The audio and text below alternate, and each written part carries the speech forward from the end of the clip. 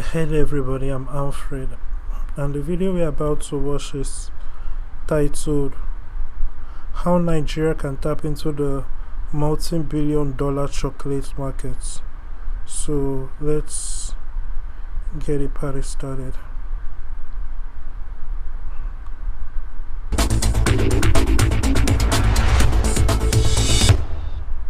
Nigeria is one of the top 5 cocoa producing nations in the world. However, the country is excluded from the estimated $130 billion chocolate industry from which Western nations such as the UK, Switzerland, and the United States benefit from.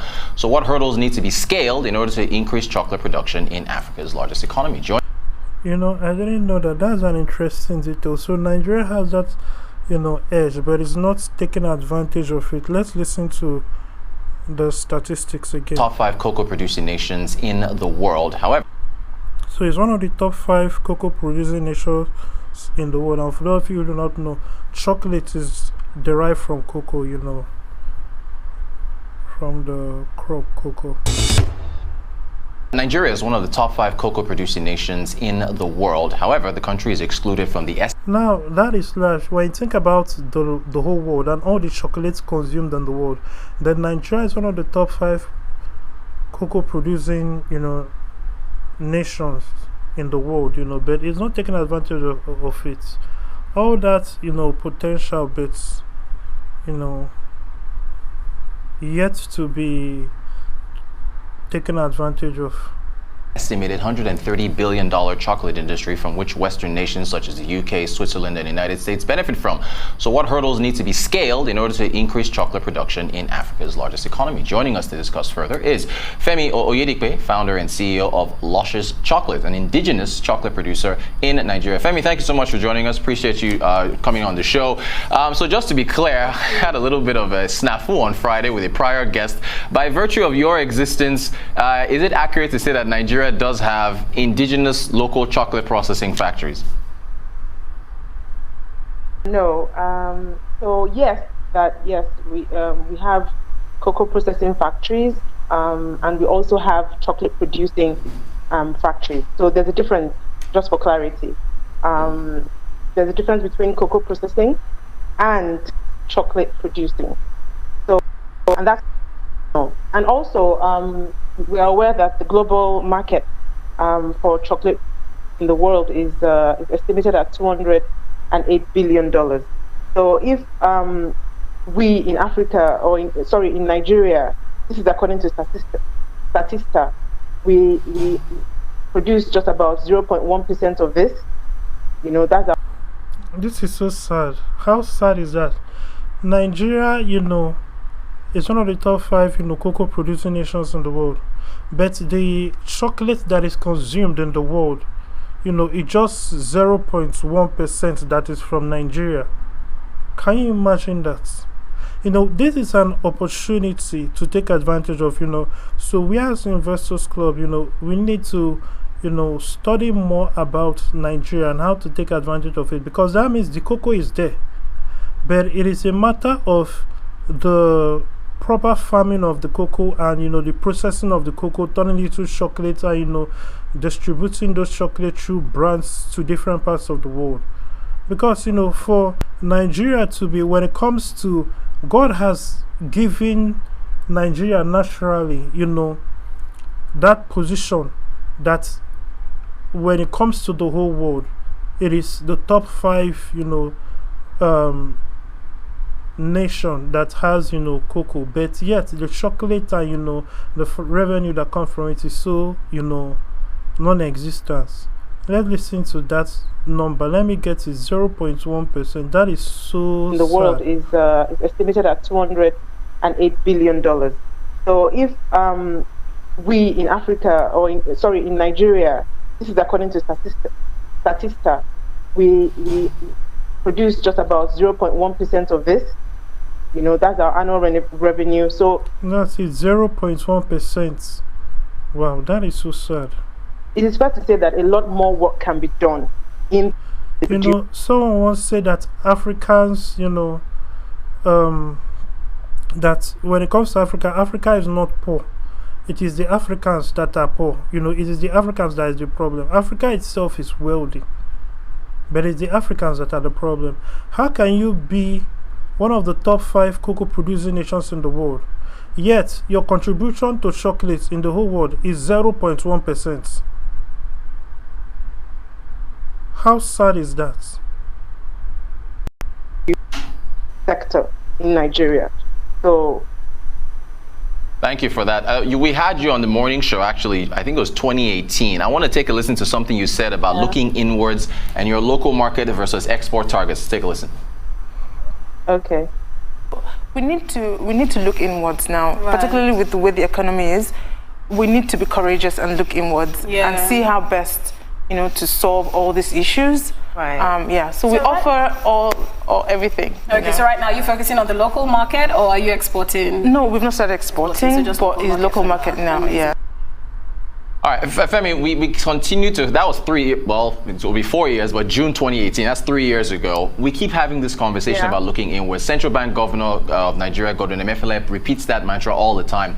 What's holding us back? And have your export targets, or rather export versus local markets, has that changed? Well, initially we focused on local markets, yes, but now how perfected the art of making chocolate. So our market, we would say that we're a global focused company for chocolate manufacturing. But I would put it on 3 things. I would say automation, like technology.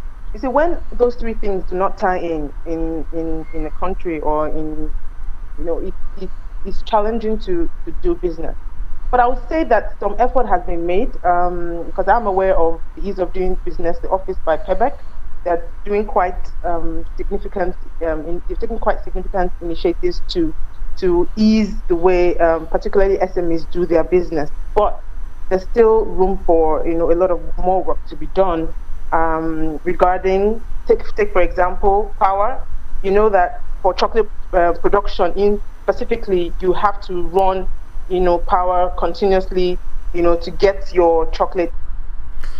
Now you see, when you as a member of the Investors Club listens to things like this, always remember, and I can't say it often enough, problems are meant to be solved. No matter how trapped or boxing one may seem, always know that there is always a way out, as long as you keep thinking. As long as you don't give up, you will stumble upon an answer. She's talking about electricity. In Nigeria, there isn't constant electricity. That is a fact. But at this stage, it is sad to bring that up. We live in a day and age of solar. We live in a day and age of renewable energy. A lot of nations are using solar and renewable energy. What is stopping you from building a factory based on renewable energy? Why do you want the state or the nation to be the one to provide electricity, and you want to use that as an excuse? This is now an excuse. So you want your factory has to be powered by the local electric grid. No, it doesn't have to be. And are you not making money?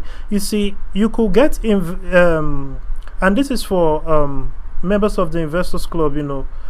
There are many ways to raise the money for a solar grid or an independent energy supply, which will in the long run be cheaper, and in the initial stages it could be offset by selling bonds or selling shares, or getting loans from banks, or getting angel investors involved. And even you can leave that aside and create a situation where the price is spread over time in the price of the product itself.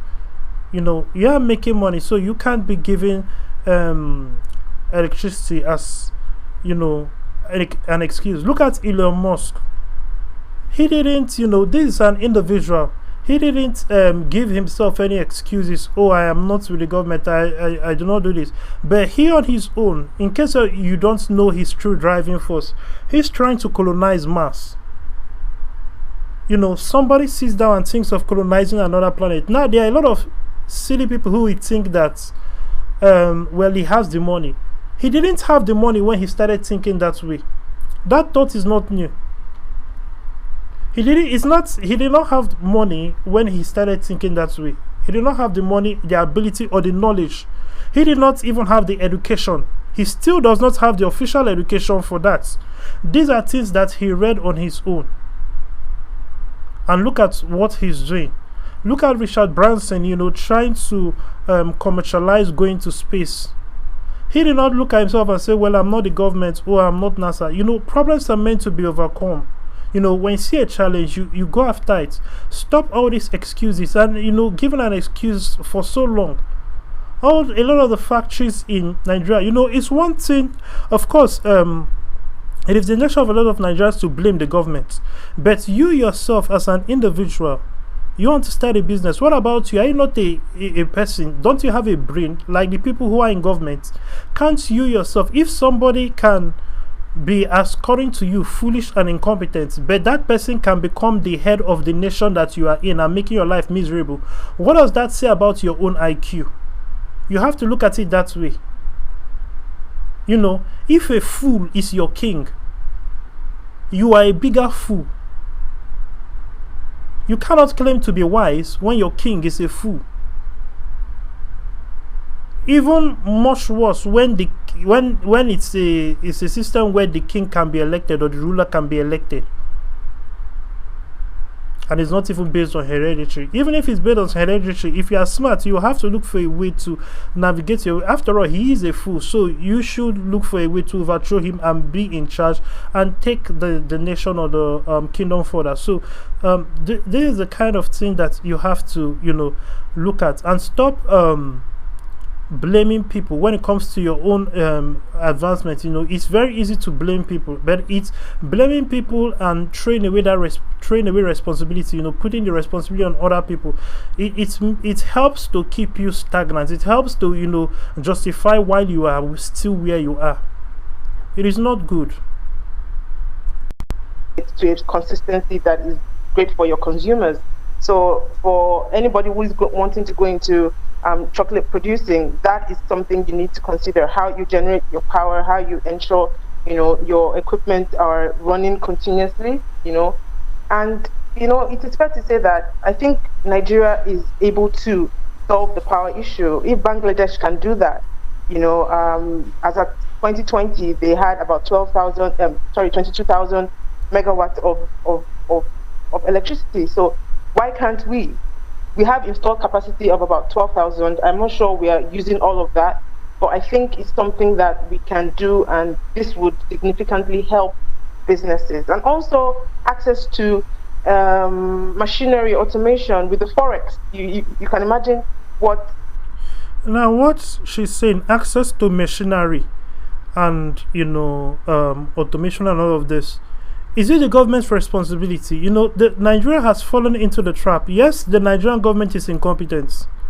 Yes, Nigeria has the habit of, being in a situation where their leaders are terrible. But it also becomes a problem, or even a larger problem, where that now becomes the excuse for everything. Because I'm in this position because of Nigeria. I'm in this position because of the government. I'm in this position because the politicians are incompetent. And you remain in that position forever, and you are justified by it because, it is because of the incompetence of the politicians. You are the one losing. It is just the same way a lot of African Americans in America have the mentality of, white supremacy. It is because of white supremacy that I am in prison. They have created the system such that they will it is the school to prison pipeline. They want African Americans to drop out of school and to go to prison. You create all these theories and all these excuses that justify thuggery. That is what is a huge problem in America. There is no responsibility. There is no even if this situation is like this is bad, I have this odds against me. I'm going to strive to, I'm going to take it on myself that no matter what, I'm going to read, I'm going to study, I'm not going to sell drugs, I'm not going to do this, I'm going to push through and still come out on top. In the case of Nigeria, machinery, whose responsibility? You are a businessman, you're a capitalist. So it is you that is to look for the funds to get the machinery. And when it comes to the machinery, it is not government that will give you free machinery. Is there any place in the world where somebody says, I want to start a business, and then you think it is the government's responsibility to give every single person capital, and then as the business is running, continue feeding everybody money? No. For real, as a matter of fact, government is a hindrance to business because the government takes taxes and all kinds of things. So these are things that you have to think about. Stop making excuses. Stop making excuses. Get out of that mindset of, oh, because of this, I can't make it. This is in my way. This is in my way. This is my way. Problems are meant to be solved. You're a businessman. You're a businesswoman. You see, the machinery. Are you not as the businessman or woman? Are you not the one to raise the capital for that? Are you not the one to, from the profits, you scale? So perhaps you start with a small machinery that you can afford, or that you could get, you could raise the funds for. Then as your profits rolling, that is something that even banks and investment firms can look at and say, okay, let's give them a loan for bigger machinery. Or perhaps you're somebody who doesn't want to take a loan, or you don't want to sell shares, or you don't want to give out corporate bonds. From the profits, you use those profits to keep upgrading and updating your machinery. The same way we live in a world where consumer electronics are becoming cheaper and smaller and more affordable. It's the same, like, for example, smartphones. Smartphones can do so much, but it's built for the consumer. But look at all the things that smartphones can do. This could not be done previously. The technology keeps getting upgraded. In the same way, machinery for commercial production of products and processing of materials is also advancing, and is also getting upgraded, and it's also getting cheaper. Look at solar. The price of solar now is not what it was before. Before, only the really rich people could afford solar, that could take their whole house. But now it is more affordable. As time goes on, it will become even more affordable, because mass knowledge increase and all of that. There is a possibility of artificial inflation of prices and different factors, but that will be artificial. But as the technology improves, as mass knowledge of technology improves, and we are able to create better and faster machines and devices, the price, the cost price reduces. It's only when certain people are selfish that they will end up still trying to maximize the price. But the reality is that the cost of the production of those materials are becoming cheaper with time. It costs to get equipment to do such sort of level of production. So these are the challenges, but I believe that Nigeria we can do this. We just need to ensure that our economic. I'll also have to add, and this is for the members of the Investors Club. You see, GT Bank, which has started, which recently became GT Co. Let's look it up. Which is basically the same concept that GTCO, Guaranteed Trust Holding Company PLC. So with the same concepts that I'm coming. Let me check for something. Investments one. With the same concept that First Bank did. If you look for First Bank on the stock exchange, you won't see it there. Because it's its parent company that is there, and that company now has the First Bank, the different subsidiary companies, the one that handles those who want to retire, that's kind of retirement funds and all of that. Those the one that handles insurance, the one that handles different companies that deal with finances. Now Investment One, which is the website is investment-one.com, is a subsidiary company of GT, and you can see it written here: Investment One Financial Services was incorporated as this GT Asset Management, wholly owned subsidiary of Guarantee Trust Bank PLC, which of course is now GT Co.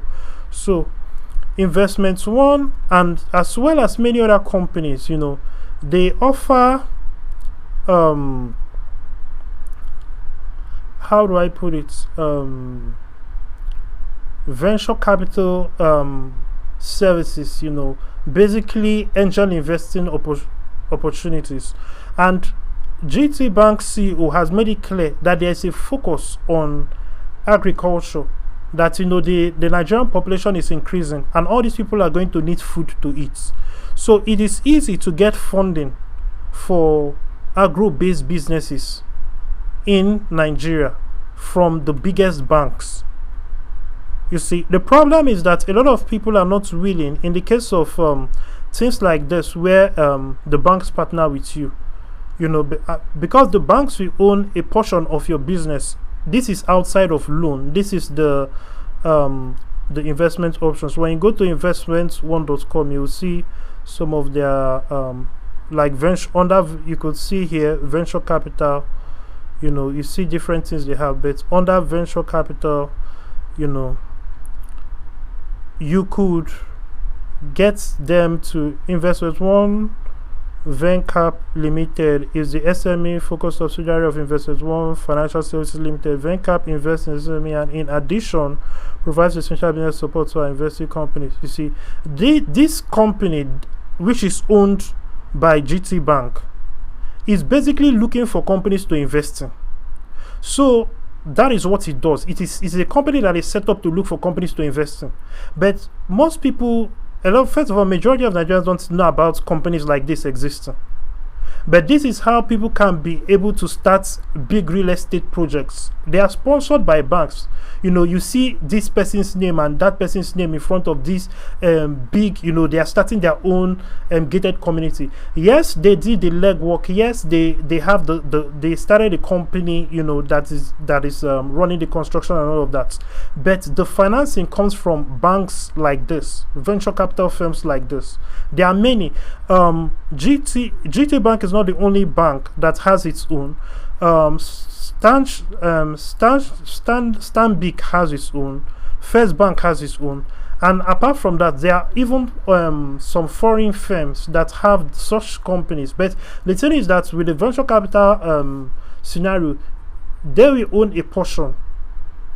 Normally, they will own a portion of like a percentage of your company. But that is fair for them to put up all the money. For them to put up such a vast amount of money, as much as 100% of the money, depending on how good your idea is and how far you have already come with the idea. So they will assess things like that, and of course, these are professionals, so everything will be scrutinized deeply. But I'm just telling you this so that you will know of all these things on ground. So you have to stop giving excuses. Stop giving excuses. But let's keep on listening. Economic policies and political policies, are sustained across every genre of government. Thank you for that. There was, speaking of foreign exchange, I was going through the Luscious Chocolate Instagram page. September 2020, there was a post about FX, the FX situation causing you to have to increase prices. Is that your biggest cost factor? Well, I would say yes, that had significant impact on the business because, like I mentioned earlier, we are not. I don't know of any cocoa. Any local person that is producing machinery for chocolate production, because for the machines they are quite specialized. And trust me, if you have invested so much money into your business, you want quick return on investment.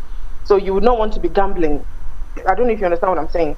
Certainly. Initially, when we started the business, we did a lot of, we built some of our machines internally. working with artisans, but that was limited based on what kind of volumes we wanted to churn out. But if you want to like capture real economies of scale, you're going to be looking at acquiring specialized. Yes, these machines are imported, and you're going to buy them at whatever exchange rate it is. So yes, definitely, the forex is a significant cost impact, and we were able to manage in 2020. You see, let me put something. Machinery is a fixed cost. Is she updating machinery every year and not seeing, and it not reflecting in her return on investment, on her turnover? If it's not reflecting on the balance sheet, what is the point? If you get equipment, you have to factor in, oh, this equipment is going to churn out these are the advantages, and these are, this is how soon I'll get my money back for this equipment. But you can't keep upgrading equipment like if it is iPhone, and you are not seeing the results on the balance sheet per year. It doesn't make sense. So when the year is over, you are still owing from the previous year. It doesn't make sense. Why will you buy machinery this year, and then at the end of the year you are not going to make enough profit to pay for the machinery? Then next year you want to buy new machinery. So that is why would you do that? That is bad structuring of business, bad understanding of finances and accounting on her part. So the way she's talking about it, is machinery now part of working capital? Machinery should be part of fixed cost, not part of working capital, that you need to shun out money for machinery always. And it's chocolates. Is the machinery improving the taste of the chocolates? It is not. It is the same chocolate brand that people get used to, and they want that particular taste of the chocolate. So these are just excuses upon excuses upon excuses. And increase year on year, there was no significant impact in terms of the cost of our business, but through increasing our volume and also just tweaking our price just a little bit, we're able to survive 2020. Yeah. Great stuff. I want to ask about your business strategy. Can you help us out with the difference between couverture chocolates, which is I guess what you focus on, and then compound chocolates? If the difference between the two, and why you focus on couverture? Okay, so for couverture, we preach wellness, and this is part of the UN SDG goals. We're trying to build better communities. We make premium, well-made chocolates that don't have additives and preservatives. And this has been our agenda from inception, and we don't plan to change this. So that's the difference. So couvertures are chocolates that are the premium end of the chocolate in the market, and then you have the compound chocolates that are made with all the additives and so. So that would mean if it's premium, then that means it's more expensive to produce couverture. Is that right? Yes. In terms of, if you're looking at in terms of your effort and in terms of your intentionality of sustaining the quality of your process, quality of the ingredients that you're using, your sourcing, yes, definitely, yeah.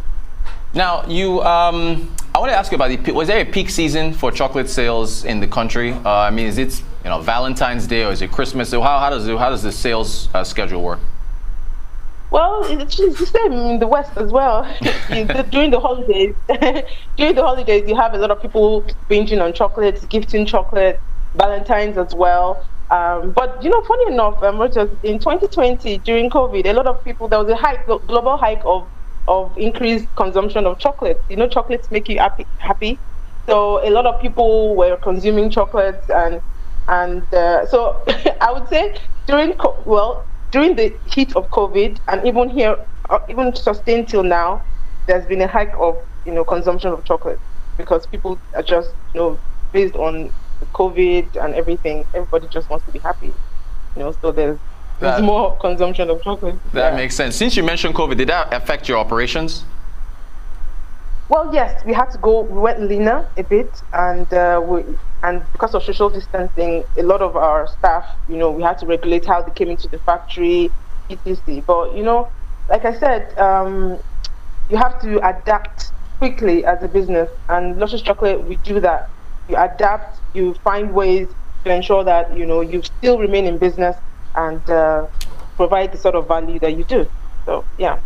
Great stuff. What's your outlook for sales, chocolate sales in Nigeria for 2022? Is it positive? It's interesting that Valentine, Christmas, but more importantly, times when there is chaos or people are worried, when there is I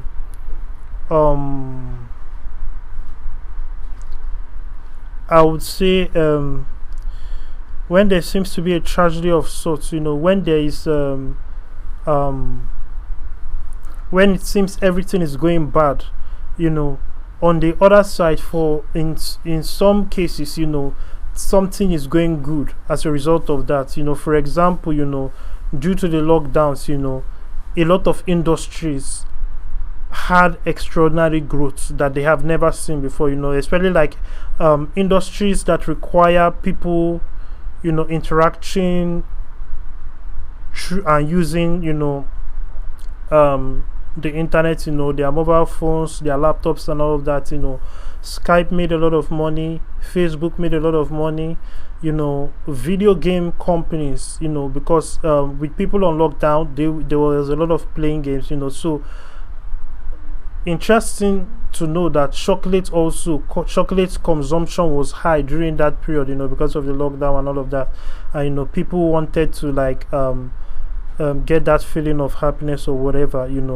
It is an interesting thing, but it's like one man's misfortune is another man's fortune, so that's an interesting thing to take note of.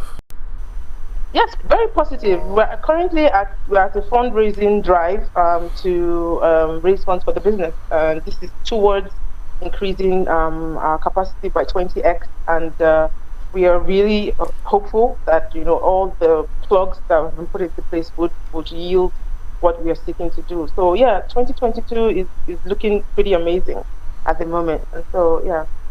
Great stuff. Finally, now look at what she said. She's having a fundraiser.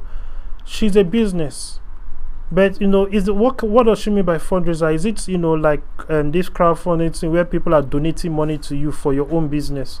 I've always found out to be wrong, and that is unfair. If you want to sell shares, sell shares. If you want to sell corporate bonds, sell corporate bonds. But don't start a business and then expect people to be donating money as charity to your business every once in a while, and you stand up proud like you are doing something. That is sad. It's a business. It should be generating income, not receiving charity for it to run. I just want to touch on a quick point you made earlier about the machines, because I saw an ad for it. I randomly saw an ad for a chocolate grinder on social. Those are not made here, correct? Is that possible that they can be made here? Or for now, you have to still rely on imports for all of them. You still have to rely. So when we put out that ad, we're just looking at already available grinders in country. This would help us to avoid all the delays that we could experience with importing the machines. So that's why we're looking to see if there were other factories that probably have redundant machines that are still in very good shape that we could just source from. So that was just the strategy. Gotcha. Great conversation. Femi Oyedepo, CEO, founder. Let us also notice another opportunity. If she's in this desperate need for machines that are locally made, that means that there is also an opportunity to manufacture or create a business that's also not just creates but maintains machines for factory production, across the board, not just with chocolates, and then have the companies pay us on a subscription basis or on a for so and so bars sold, you will pay us this amount, or you give us this percent of your proceeds from what you create. But we make the machines and then you pay for it on a subscription basis, or we should be, and part of the subscription will be perhaps a subscription plus, or totally based on whatever percentage will be gotten from the proceeds of the business, or per sale of whatever is produced. So this is just an idea, and this is for the Investors Club. So we are going to be looking at these opportunities and taking advantage of that. And don't forget what she said at the beginning, that Nigeria, what was discussed at the beginning, Nigeria is in the top 5 cocoa producing nations in the world. Yet the cocoa, the chocolate that Nigeria is producing and giving out to the world is 0.1%. That is very low. But that means that God has already made it possible that number could be as high as 60, 70, or 80%. Since Nigeria is in the top 5, it can easily become number 1. It's in the top 5, even though its output to the world is only 0.1%. Imagine if it really is taken advantage of. So we need to look at that. Also, we need to look at the politicians who will try to stop or try to overtax and try to get in the way when the success actually starts manifesting and expanding. So take note of that.